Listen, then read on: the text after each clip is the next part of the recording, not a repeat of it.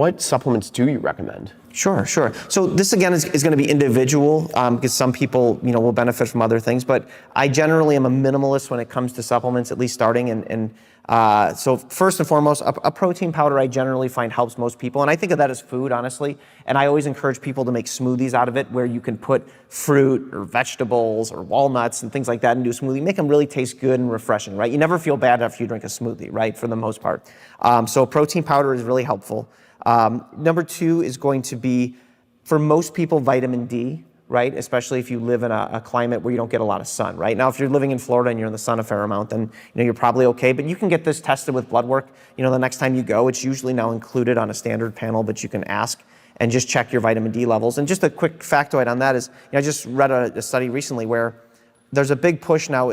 There's always this fallacy with nutrients where if some is good, more must be better, right? Like, hey, some water's good. If 1 gallon's good, why not drink 5? Well, you'll end up with hyponatremia, right? Because you'll water down your electrolytes. But that is a fallacy, because with vitamin D, let's just say if you start taking too much of it, what this study showed is that it actually hurts calcium absorption, right? One of the limiting factors that we found in the past was, we would tell, women as they age to, hey, take calcium. But they could take it until the cows come home. But if you didn't have enough vitamin D in your system, you wouldn't absorb it efficiently. So taking vitamin D was helpful from that standpoint. But now if you take too much vitamin D, there's actually a down-regulatory effect, so you don't absorb calcium as well. So the bottom line is there's like a sweet spot with nutrients that you want to get into. If you take vitamin C, for instance, the greatest benefit you get from vitamin C is the initial dose, because you don't have scurvy, right? There's nothing that vitamin C can do more than prevent scurvy. And then you kind of get into this range where it kind of dips down and you're in this kind of optimal zone. But then you don't want to just take a bunch of it, right? Because you can end up with a stomach ache and stuff. And vitamin C is water soluble, so it's going to be difficult to kind of go over on that. But the larger point here is just because some is good doesn't mean more is better. So vitamin D, if you don't eat omega-3 rich fish on a regular basis, say like a pound of salmon a week, I think a fish oil can be really helpful. And for those of you who are in an energy deficit, a multivitamin doesn't hurt as an insurance policy. Now, if you're in energy balance and your diet is nutrient dense, you probably don't need one. And if you're buying one that's, let's say, telling you to take 3 a day, you could probably take 1 and just be fine with that, just to kind of cover up any bases, assuming your diet is largely nutrient dense. And then for those seeking performance enhancement, I would say creatine monohydrate is the best performance enhancer that there is.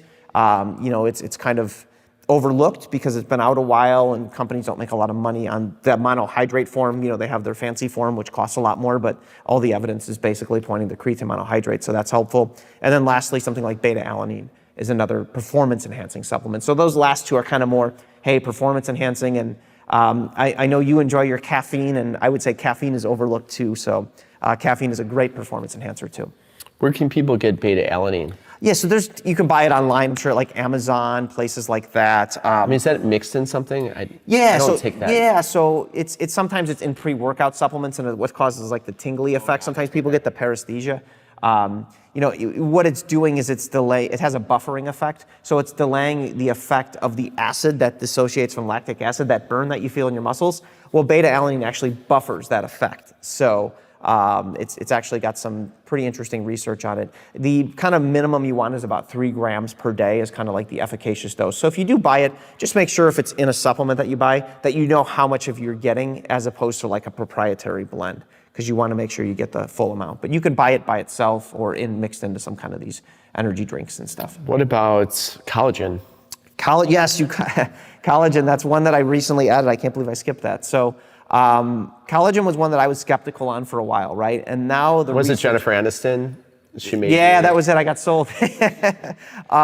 So no, she's good. She's good, right? And she is right. It does help with hair, skin, and nails. So there is definitely a beauty aspect to it. There's interesting research showing that people who take collagen, their nails. I'm saying that because she's a spokesperson for what, Vital Proteins? I think Vital Proteins, right? And they're like in Costco now, I think, right? So and there's different brands, out there, but collagen peptides are definitely beneficial. Aside from the beauty side of it, it's actually really good for joint health, right? Ligaments, tendons, things like that. And the research at this point, it's pretty overwhelming demonstrating the benefits of it by introducing it into your system. So 5 to 10 grams a day, right into like a smoothie.